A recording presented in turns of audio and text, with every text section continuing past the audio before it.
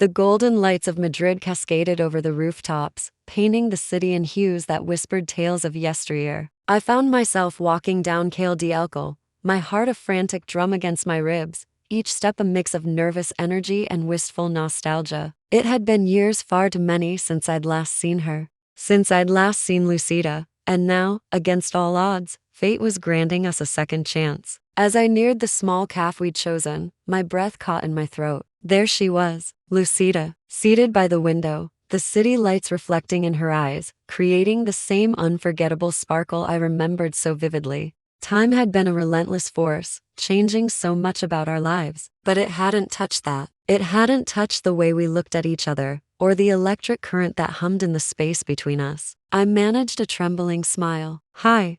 The word felt so small for such a monumental moment. Luisita stood up, her own eyes glistening with unshed tears, and without a second's hesitation, she closed the distance between us, pulling me into an embrace so tight it felt like she was trying to piece me back together. I can't believe you're really here, she whispered into my hair, her voice thick with emotion. I breathed in her familiar scent, the one that had always smelled like home. That hug wasn't just a greeting. It was a silent, unspoken promise. We had survived. We had endured the time, the fear, and the heart-wrenching distance. We finally sat, and the words, once locked away, began to flow as if no time had passed at all. The conversation was a river, carving new paths through old landscapes. We talked about everything we had lived through apart, the mistakes we'd made, the letters that were written but never sent, the dreams that had been so abruptly interrupted. I told her about my years abroad, about the lonely, cold nights when the memory of her warmth was the only thing that kept me from freezing over completely. Luisita confessed that her heart still did a little flip every single time she walked past the old cinema where we shared our very first kiss. It was a small, tender admission, but it meant the world. I waited for you, Amelia, she said, her voice barely a whisper, yet it echoed through the cafe, through the years of silence. And I came back, Luisita, I replied, my own voice just as soft, just as certain. A heavy silence settled between us, but it wasn't awkward. It was comfortable, profound. The kind of silence that only two souls who have memorized each other can truly share and understand. Then, I reached across the small table, my hand finding hers. I gently placed my palm over her fingers, and that simple, soft touch was enough. A tremor ran through us both, a wave of restrained emotion finally breaking its dam. Our gazes locked, and in that shared look, we saw everything, the deep, intense, unspoken stories that only the two of us could ever decipher. All the pain, all the longing, all the hope.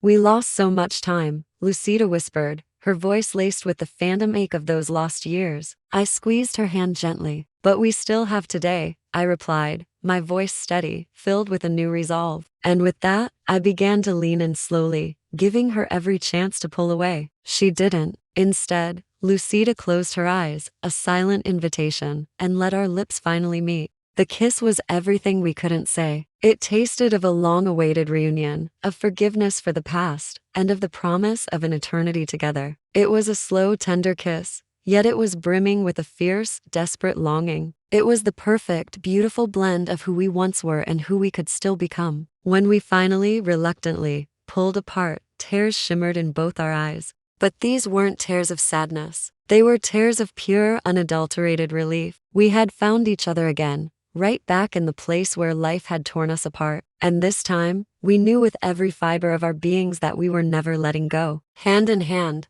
we left the little cafe. This time, there was no hiding, no fear, no stolen glances. The sprawling streets of Madrid became the silent, knowing witnesses to our renewed love, to two women who had defied time, circumstance, and their own fears, now walking side by side perfectly in step, ready to face the world together. We wandered aimlessly, letting the city guide our feet, until we found ourselves in the very plaza where we used to spend hours laughing, dreaming, and taking silly photos together. It was like coming home. I reached into my bag and pulled out an old, familiar camera. To capture this moment, I said, a genuine, wide smile spreading across my face for what felt like the first time in years. Luisita posed beside me, her laughter echoing through the quiet square, the same beautiful, infectious laugh I'd fallen in love with. When the flash illuminated our faces, freezing us in time, we both knew This photo wasn't just another picture. It was the first page of a brand new chapter, our new beginning. Before we left the plaza, Luisita turned to me, her expression serious but so full of love.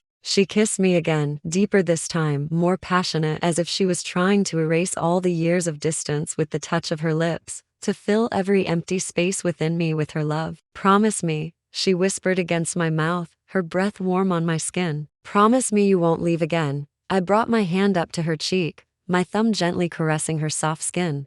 I looked into her eyes, the windows to her beautiful soul. "I'm exactly where I've always belonged." And there, under the breathtaking golden sunset of Madrid, Amelia and Luisita sealed their return. We didn't need any more explanations, regrets, or lost time. All we needed was the present. All we needed was each other. And a kiss that said absolutely everything. Thank you so much for joining us on this journey back to love. If this story touched your heart, please don't forget to like, share, and subscribe for more stories that celebrate love in all its beautiful forms. We'll see you in the next one.